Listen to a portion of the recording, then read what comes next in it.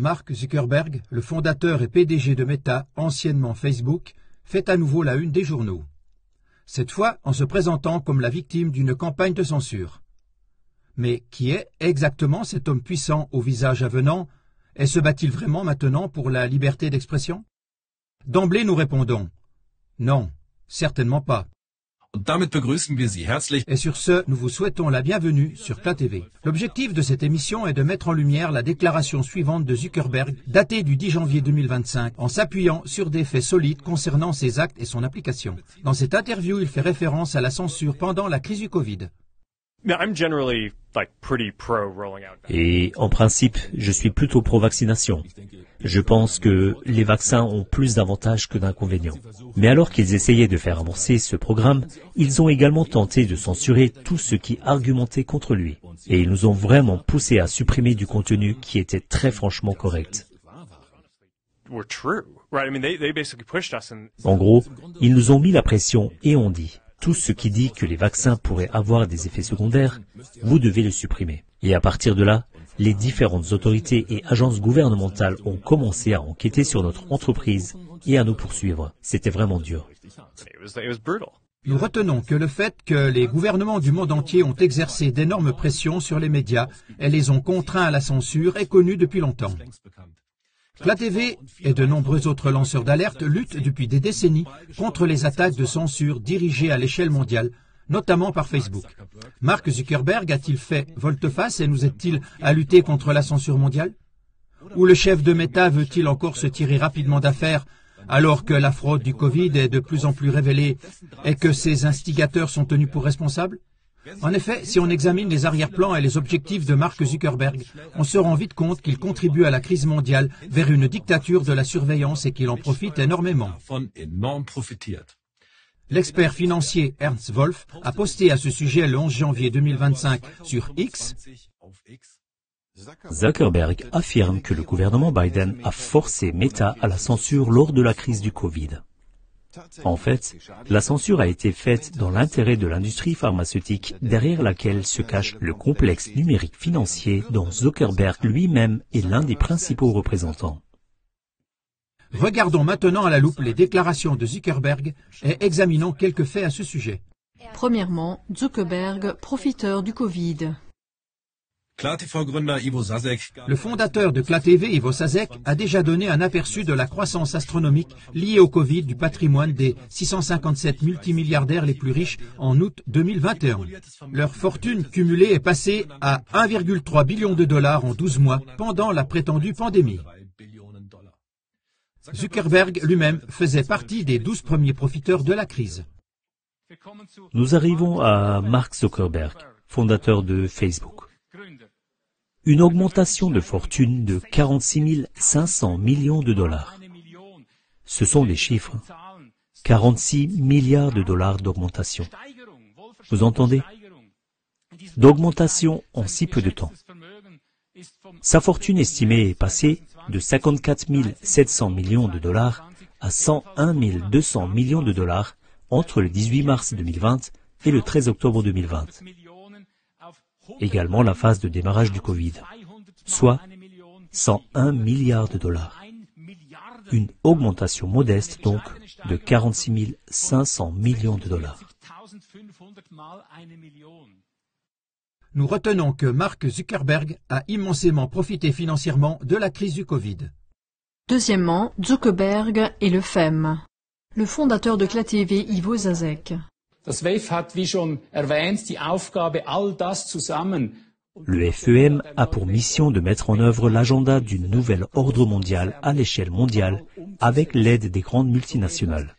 Toute l'élite des multinationales est concentrée au FEM, y compris les grandes entreprises pharmaceutiques qui jouent un rôle essentiel pendant le Covid. Et bien que le FEM ne soit pas une institution publique, il domine néanmoins clairement toute la politique mondiale, et ce, de manière considérable. Mark Zuckerberg est membre et, avec son entreprise Meta, également partenaire stratégique du Forum économique mondial, en abrégé FEM. Il fait également partie des Young Global Leaders du fondateur du FEM, Klaus Schwab. On sait depuis longtemps que le FEM, en collaboration avec la fondation Bill et Melinda Gates, avait déjà fait une simulation de la crise du Covid quelques mois auparavant dans le cadre de l'exercice de pandémie Event 201. Fin 2019, quelques mois seulement après cette simulation, la pandémie mondiale de Covid-19 a commencé. Cette crise contrôlée ainsi que les mesures prises par la suite se sont déroulées comme prévu dans le scénario. Le FEM lui-même a travaillé avec ses partenaires pour faire avancer la censure, c'est-à-dire pour restreindre massivement la liberté d'expression et empêcher ainsi la découverte des manigances. Nous retenons que Zuckerberg, qui est un partenaire stratégique du FEM avec son entreprise Meta, devait savoir exactement ce qui nous attendait avant même le début de la pandémie, y compris la censure sévère dont il se plaint aujourd'hui. Troisièmement, le multimilliardaire Zuckerberg et Fauci, le grand patron de la pandémie. Mark Zuckerberg a travaillé en étroite collaboration avec l'immunologiste américain Anthony Fauci, promoteur de la pandémie pendant la crise du Covid. Son traitement de Fauci, ici dans un podcast de 2020, montre la véritable position de Zuckerberg sur les mesures Covid. Il est décevant de constater que la crédibilité de nos éminents scientifiques comme vous et le CDC est sapée. Et certaines parties du gouvernement ont remis en question le fait que les gens devraient suivre des bonnes pratiques de base, comme le port du masque. Grâce à une requête du Freedom of Information Act, des emails entre Zuckerberg et Fauci ont été publiés en 2021. Il en ressort que Zuckerberg a proposé à Fauci de l'aider à diffuser ses informations sur Facebook. De son côté, Fauci a remercié Zuckerberg pour son soutien. Pour en savoir plus sur la sombre histoire d'Anthony Fauci, nous vous recommandons de lire l'interview qui s'affiche ici. Nous retiendrons que Zuckerberg a soutenu publiquement le grand patron de la pandémie Anthony Fauci et a ainsi directement encouragé les mesures des gouvernements dont il se plaint aujourd'hui. Quatrièmement, Zuckerberg et Gates, les philanthropes. Les francs-maçons de haut grade Bill Gates et Warren Buffett ont lancé The Giving Pledge, une initiative par laquelle des milliardaires s'engagent à donner la majeure partie de leur fortune à des œuvres caritatives. Mark Zuckerberg et sa femme Priscilla Chan ont rejoint l'initiative en 2010 et ont promis de faire don de la majeure partie de leur fortune. Les critiques de The Giving Pledge accusent les participants de faire valoir des avantages fiscaux sous couvert de charité. Comme de nombreux dons aux fondations privées peuvent être déduits des impôts, les superdons de plus en plus importants entraînent des pertes fiscales que les contribuables doivent assumer. De plus, les détracteurs de cette association craignent un règne des philanthropes, car les donateurs ne sont évidemment pas seulement motivés par des raisons sociales, mais ils agissent aussi en partie selon un agenda politique. Nous retenons que Zuckerberg sait bien se présenter et tente de maintenir l'image d'un philanthrope généreux.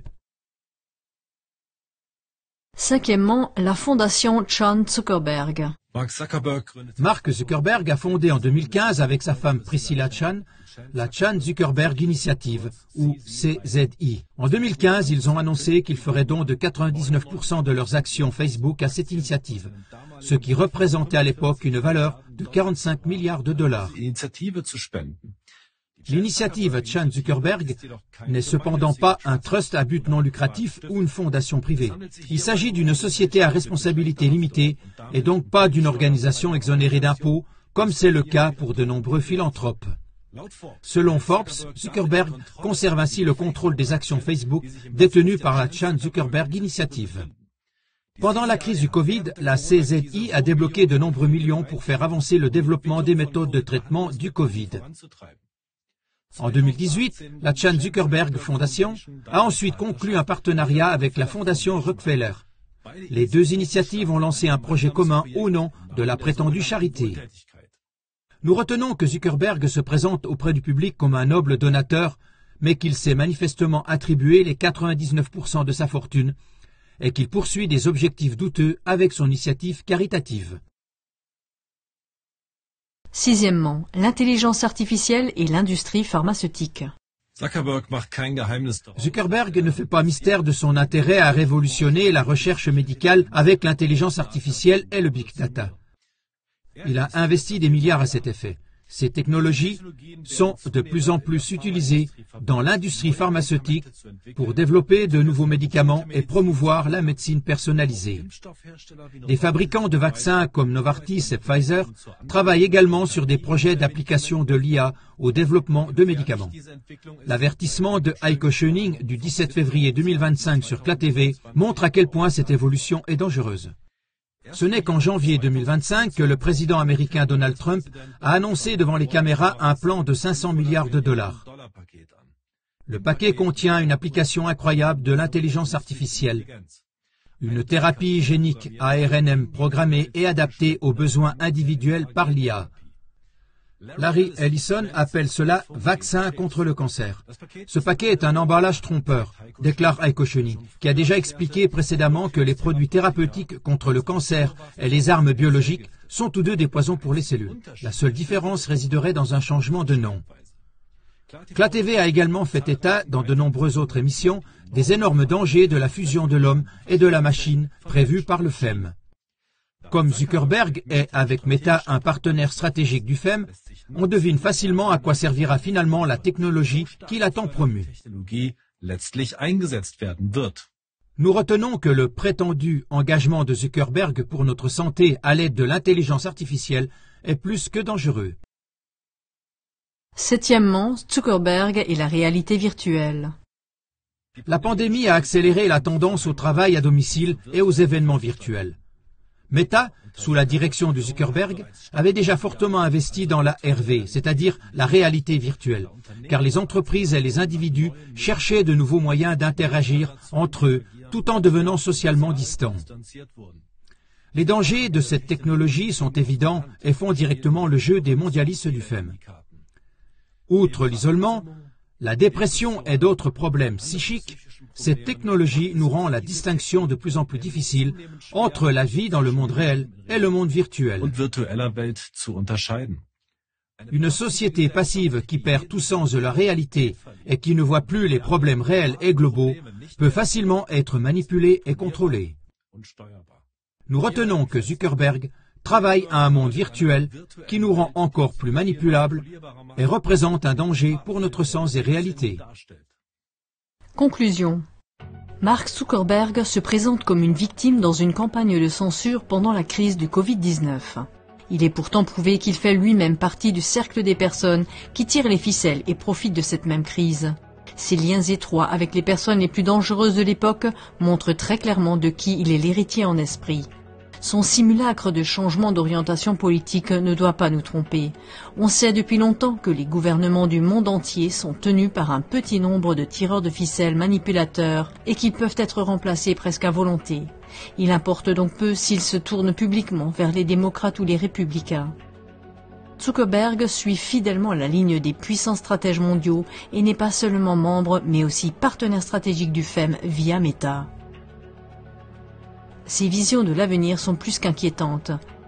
La construction d'un univers virtuel en ligne associé au développement de l'IA dans tous les domaines de notre vie devrait faire s'allumer tous les signaux d'alarme.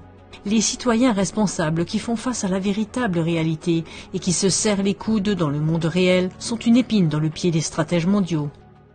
Mark Zuckerberg n'est pas un cas isolé. Comme CLA-TV le démontre dans de nombreux reportages et documentaires, de nombreuses personnes puissantes sont accrochées aux ficelles de stratèges mondiaux sans scrupules. Aidez-nous à découvrir les fils rouges qui mènent à ceux qui tirent les ficelles, afin qu'ils soient mis en lumière et que l'humanité ne se laisse plus berner.